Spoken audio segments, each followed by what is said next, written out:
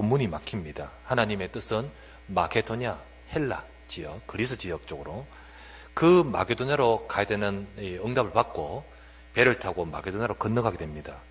이것을 두고 뭐라고 역사가 요세푸스는 말하냐면, 바울을 싣고 간 배는 바울을 싣고 간 것이 아니고 유럽을 싣고 갔다라고 말합니다. 무슨 말이냐? 그가 어디로 가느냐에 따라서 세상의 역사가 바뀌어버려요. 이제 마게도냐도 살리고, 그리고 아시아, 그리고 로마, 나중에 서바나까지. 오늘 우리의 삶도 우리가 살아가는 것 같으나 하나님의 역사 속에 있고 또 하나님의 택한 그릇으로 저와 여러분을 부르셨습니다. 첫 번째 나눌 말씀은 바울의 이 과거와 그러나 하나님의 은혜. 바울이 어떤 사람이었느냐? 그는 이 베냐민 지파였습니다. 정통 유대인인 거예요. 아주 구별되게 하나님께 특별하게 율법으로 열심히 있는 종파였고요. 율법학자요, 그리고 또 로마 법률 전문가요, 그리고 가말리엘이라는 석학의 문화생이었습니다. 이 사내들인 공회원이었습니다. 지금으로 말하면 국회의원이에요. 히브리어, 헬라어, 아람어까지 로마 시민권자예요. 진짜 다 가졌는데 복음만 없는 거예요. 그러다 보니까 그는 나는 옳다 하는 것을 하지만은 그 인생은 하나님을 대적하는 인생을 살게 되어버립니다. 스데반을 죽이는데 앞장선 책임자였습니다. 오늘 읽었던 9장 1절 한번 보십시오. 사울이 주의 제자들에 대하여 여전히 위협과 살기가 등등하여 눈 돌아갔어요. 왜 이랬을까? 바울은 한마디로 이게 옳은 건 줄 알고. 근데 바울이 나중에 고백합니다. 디모데전서 1장 13절 말씀에 이렇게 고백합니다. 내가 전에 비방자, 폭행자, 박해자였는데 그것은 내가 알지 못하고 했다. 진짜 영적으로 무지했습니다. 바울은 하나님을 대적하고 교회를 핍박하는 완전 사단의 종이었지만은 하나님은 그 바울을 향하여 하나님의 은혜를 주시고 계십니다. 다메섹에 가야겠다. 그곳에 가서 내가 해야겠다라고 자기 생각으로 다메섹으로 가는데, 이 또한 하나님의 계획 속에서 부활하신 예수님을 만나게 될 때 그는 완전히 머리가 백지가 되어버립니다. 이 교회가 전부 사기꾼들이고 이단들이고 예수는 죽었는데 이것들이 부활했다고 말하고 그 예수님을 덜커덕 만나버렸으니까요. 바울은 완전히 그 앞에서 그냥 무릎 꿇어버렸어요. 전적인 하나님의 은혜였어요. 나는 사도 중에 가장 작은 자라. 나는 하나님의 교회를 박해했으므로 사도라 칭함받기를 감당하지 못할 자다. 그러나 내가 나된 것은 하나님의 은혜로라. 우리도 과거에 하나님 떠난 자예요. 죄 속에 있는 죄인이에요. 우리가 영적으로 너무 무지한 상태에서 나도 모르게 사탄에게 잡혀가지고 살 수밖에 없는 인생. 그 속에서 우리는 하나님을 떠나 대적하는 인생으로 사는데 우리의 잘못을 잘못이라 체크하지 않으시고 여러분과 제게 은혜 주실 계획을 갖고 계셨습니다. 에베소서 2장 3절에서 5절에 이렇게 말합니다.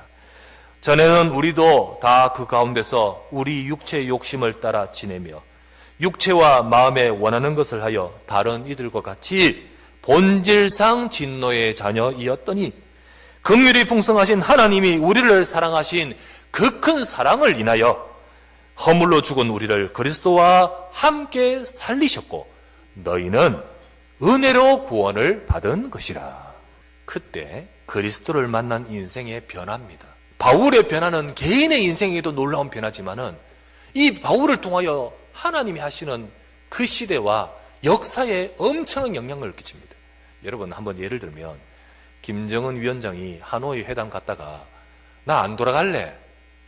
이 발전된 이 나라가 너무 좋아. 있을 수 없고 전 세계가 완전 발칵 뒤집어지겠죠. 누구든지 예수 그리스도를 만나면 그 인생은 새롭게 시작됩니다. 저 인도에 가면 인도에 누구지? 선다식이라는 사람이 있었습니다. 선다식. 어느 날 자기 인생에 영적 문제가 오는 거예요. 자살하려고 나는 철도에 뛰들으려고 그 인생이 그리스도를 만납니다. 그때 이 사람이 바뀝니다. 인도 지역과 특별히 티베트 지역에 복음을 증거하는 전도자가 됩니다. 김익두. 완전히 개망나리로 살게 됩니다. 어느 날 이 사람에게 그리스도가 임합니다. 이 사람이 바뀌어버리는데 사람들은 믿을 수가 없었어요. 전 방방곡곡에 그리스도를 증거하는 자. 그러니까 많은 사람들의 생명의 복음을 증거한 자들. 제 인생에도요. 참 힘들고 어려워서 참 소망이 없고 그랬었어요. 그런데 참 감사하게 어느 날 기도하는데 주님이 제게 소망을 주셨어요. 주의 일을 하도록.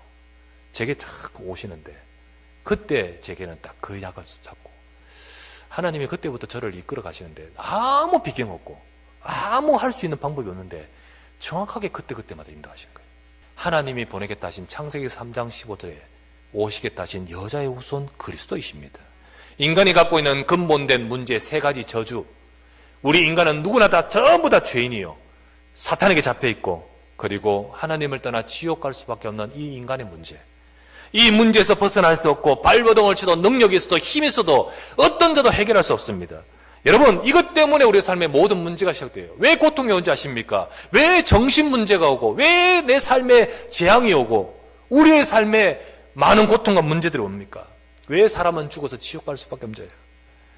사실은 이것 때문입니다. 그런데 아무도 해결할 수 없고 아무도 벗어날 수 없는데, 십자가에서 다 이루시고자 이 땅에 오신 예수님, 십자가에서 다 이루셔서 죄를 해결하고 사단의 권세를 깨끗이고 하나님 만나는 길을 여신 분이 바로 그리스도이십니다. 내가 만나야 되고 우리 렘넌트들이 만나야 돼요. 그래서 우리 렘넌트들은 복음을 심어야 돼요.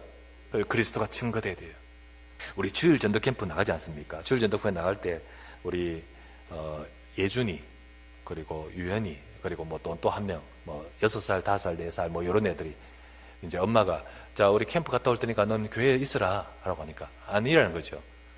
우리도 밖에 나가서 전도하는 훈련 받아야 된다는 거예요. 이제 저거들끼리 내가 복음 전할 테니까 니는 불신자해라 해가지고 예친하고 영접하라 하고, 그리고 자기들끼리 놀 때 뭐라 노냐면 나 목사님 할 테니까 니 성가대하고 니 기도하고 니 헌금순서해라. 그게 문화.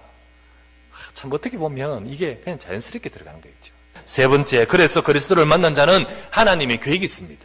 예수님이 바울을 부르실 때 이미 그를 향한 계획을 갖고 계셨어요. 예수님이 아나니아에게 말했습니다. 네가 가서 그에게 가서 다시 말씀을 전해주고 세우고 확립하고 기도해줘라. 내가 알기로는 그 사람은 교회를 잔멸했던 사람, 핍박했던 사람이고 여기 다메섹에도 여기 잡아가려고 그 목적으로 왔는데 어떻게 내가 갈 수 있습니까? 그때 예수님이 하신 말씀, 사도행전 9장 15절, 주께서 이르시되 가라, 이 사람은 내 이름을 이방인과 임금들과 이스라엘 자손들에게 전하기 위하여 택한 나의 그릇이라. 상상인들, 우리는 상상인들 할 수 없지만 그를 향하여 이 계획을 갖고 계십니다.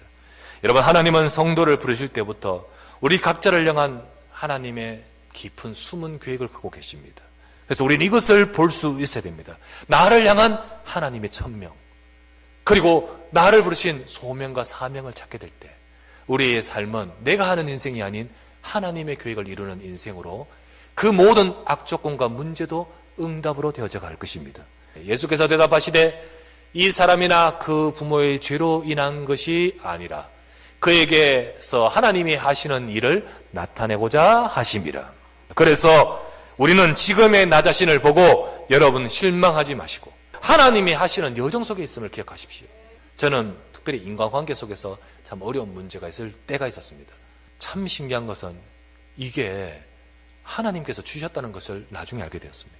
그것 때문에 내가 나중에 사역할 수 있는 눈을 열게 하셨고, 그것 때문에 정말로 내가 하나님 앞에 설 수 있는, 깊이 집중할 수 있는 시간을 허락하셨습니다.